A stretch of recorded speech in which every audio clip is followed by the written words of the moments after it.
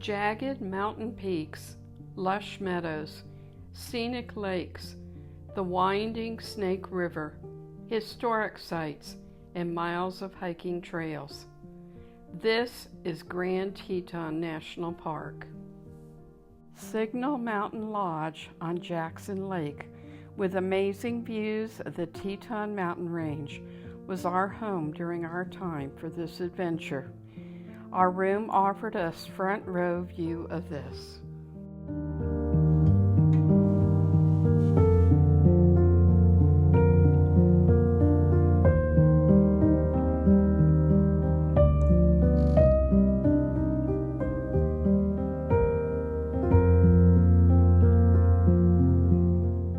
The next morning, we met our guide in front of the hotel for a float trip.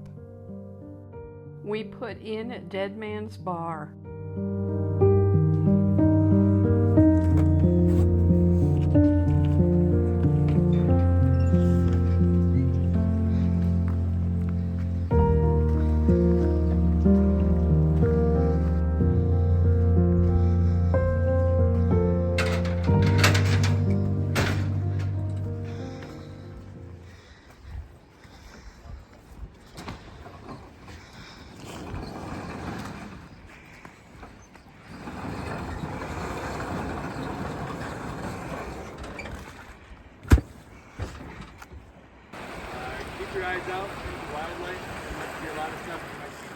Our scenic float trip glided along a 10-mile stretch of the Snake River located within Grand Teton National Park.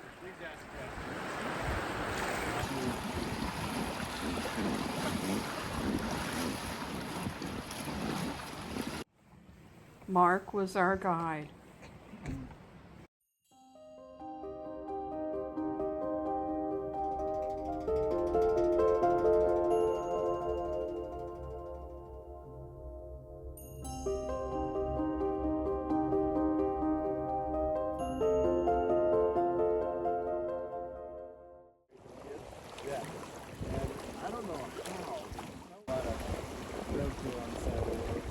Driving at night here. We saw beautiful forests and wildlife sightings of bald eagles, ospreys, ravens, and mergansers, along with the natural splendor of the Teton Range as a spectacular background. The float trip lasted approximately 3.5 hours, with about 2 hours being spent on the river. We pulled out at Moose. After our float trip, we did a driving loop of the park. Our first stop was the Chapel of the Transfiguration, which is a small log chapel in Moose at the southern end of the park. It was built in 1925 and is still used for worship by the Episcopal Church.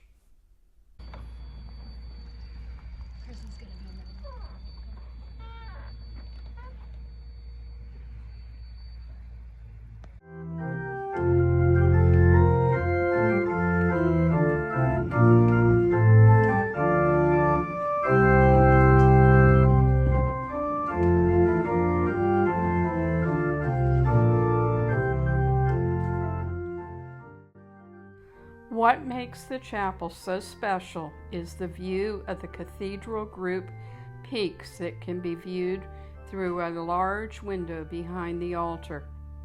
We actually visited the chapel twice, once on our way to Signal Mountain Lodge when a rainstorm came through, and once again after our float trip.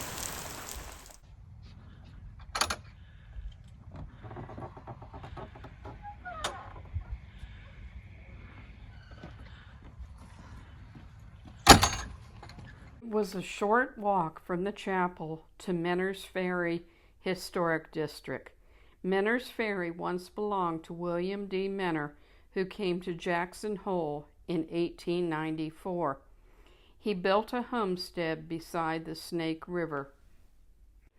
Here he constructed a ferry boat that became a vital crossing for the early settlers of Jackson Hole Valley. In 1918, he sold out to Maud Noble, who built a log cabin as a home. Maud doubled the ferry fares that William Menor had charged. A steel truss bridge was built south of the ferry, making the ferry obsolete. She sold the property to the Snake River Land Company in 1929. We continued to the Monroe area to see the famous T.A. Moulton Barn. It is one of the most recognizable and photographed sites in the park.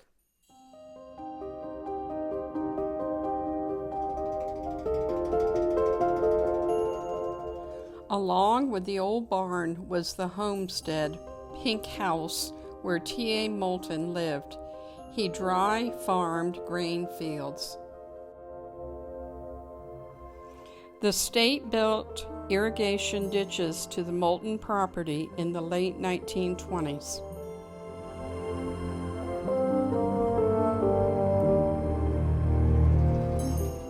We sure did enjoy all the thistles there.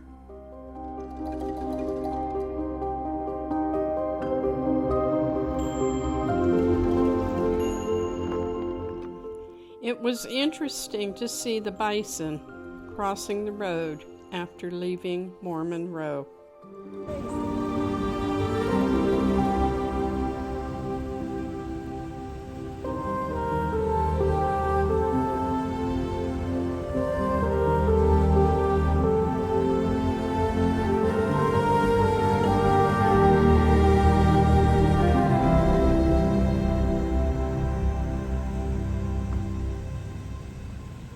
Continuing around the loop had us making a couple of stops that included Snake River Overlook. We hope to replicate the iconic photo of the Snake River in Teton Range taken by Ansel Adams. Sadly, the area had changed, with the trees growing and blocking that shot.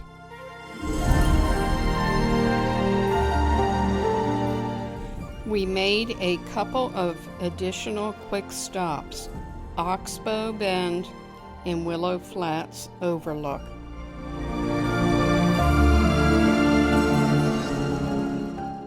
First thing the next morning had us heading to Jackson Aerial Tramway for a 15-minute ride to 10,450-foot Rendevous Mountain. The views heading up were incredible.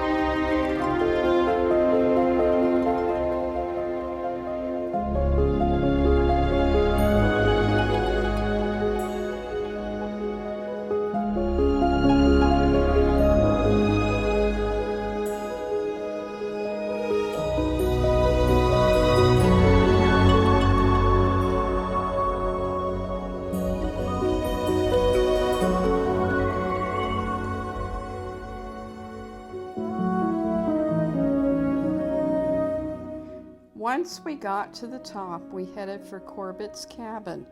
It is here you can enjoy top of the world waffles. There were several waffles to choose from. Skip had the Gateway, which is a peanut butter and bacon waffle, and I chose the Cobbler. It is a mixed berry compote waffle with whipped cream. Joseph. Sherry, what would you like to have? Peanut butter Gateway. Yes, ma'am. Which one's the compote? They're both sweet too. It's peanut butter and bacon Here's your hot cocoa. and hot chocolate. See the mixed berries? See them? Yep. No matter what choice you make, one thing is guaranteed: A waffle from Corbet's cabin will be the best waffle you've ever had above 10,000 feet. Skip is heading to top of the world. From the top of the world, we looked for and saw the grandest mountain of them all, which was some distance away, Grand Teton. Seeing it did not disappoint. In spite of some smoky skies, the 360-degree bird's-eye view of the surrounding mountains, valleys, and the Snake River was impressive. We sat for a while and watched the tandem paragliders jump off the mountain. The pilots are certified instructors and experienced mountain pilots. It looked like a lot of fun. I would have liked to do this for sure.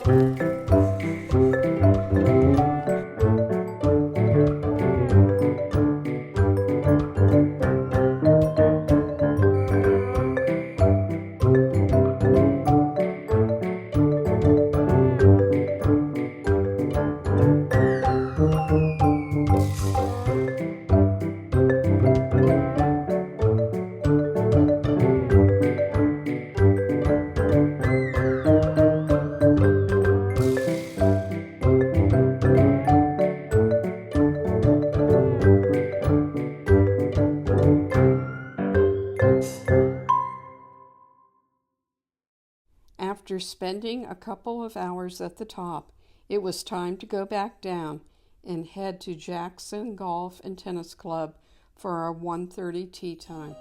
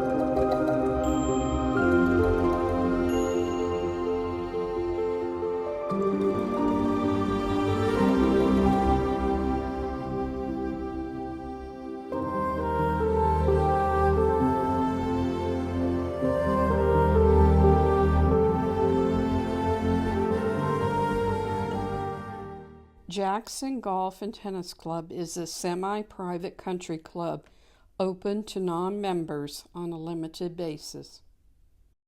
We warmed up on the driving range and then headed out to play 18 holes of golf. This meticulously kept course is unlike any other.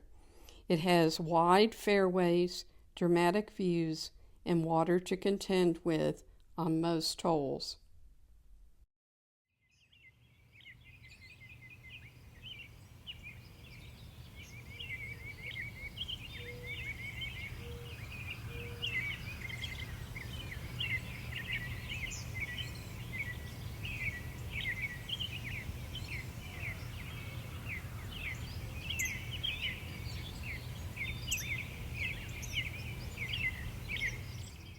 Too bad that not all cups are this size. It sure would make putting easier.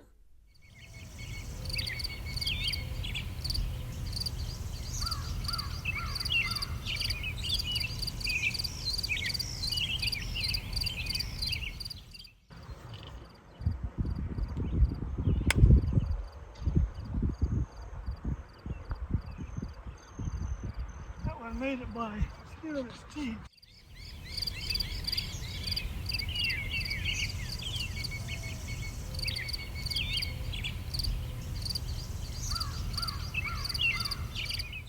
Surprisingly, a red fox made an appearance too on the course.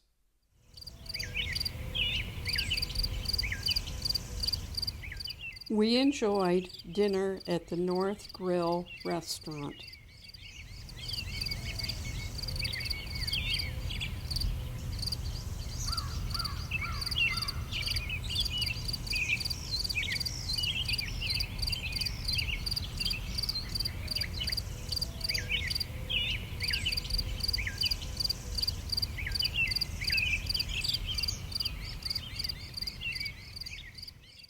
With Jenny Lake being the most famous lake and most visited lake in the park, we knew we had to get there early to find a parking spot close to the boat dock.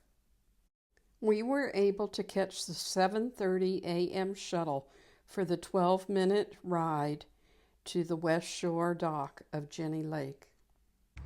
There are children's life jackets under 90 pounds in the first 2 rows here on your right, so please don't grab them out of there if you're not a child. They look just like this. They can go on over your head on either side. Your head goes through the hole here in front, and this strap will go around your waist and buckle right back here to the clip.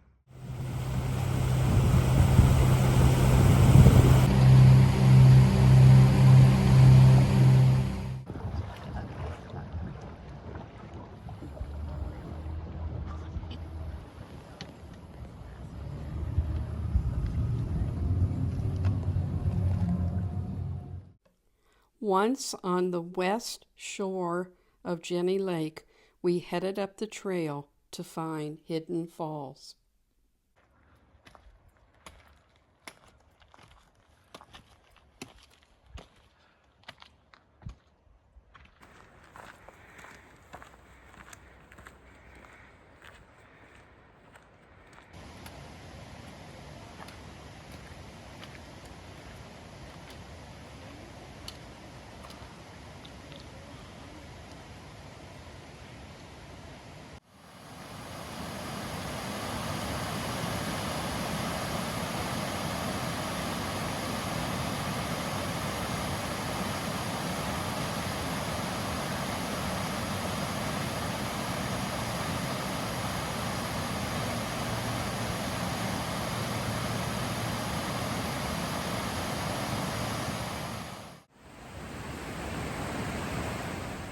The trail crossed Cascade Creek.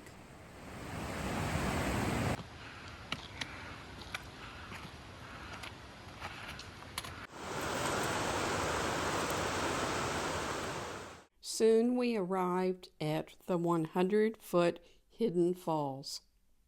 From the falls, we had a very steep uphill hike to the 7,200-foot Inspiration Point. Inspiration Point is one of the most famous viewpoints in the park. It looks out over Jenny Lake and the Jackson Hole Valley. Once we were at Inspiration Point, the trail flattened out, so we continued our hike into Cascade Canyon.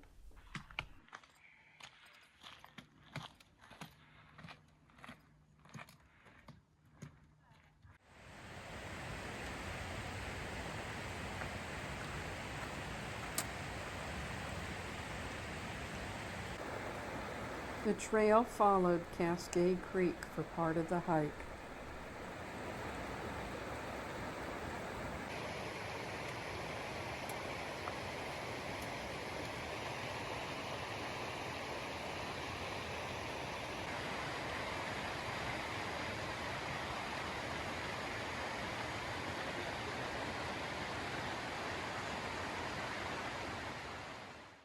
We hiked out to where the canyon opened up.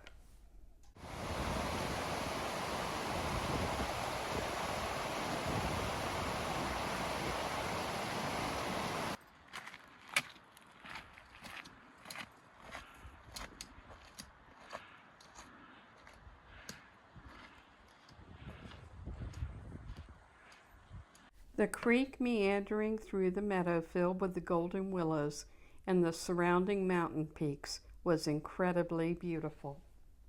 After spending a bit of time, we headed back from Cascade Canyon and Inspiration Point and across Jenny Lake.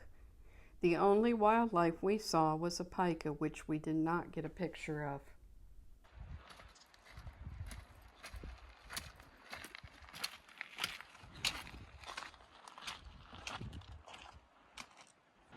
I'm coming, dear.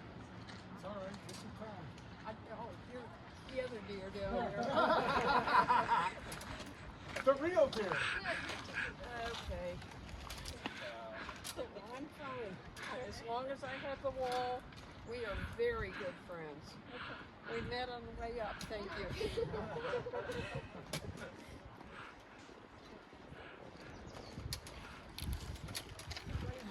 You too.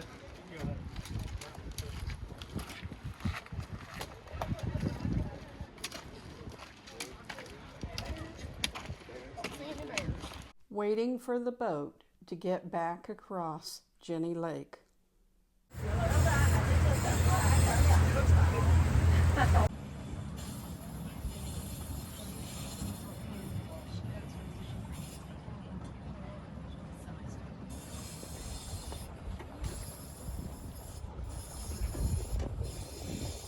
Later that evening, we enjoyed dinner at the Jenny Lake Lodge.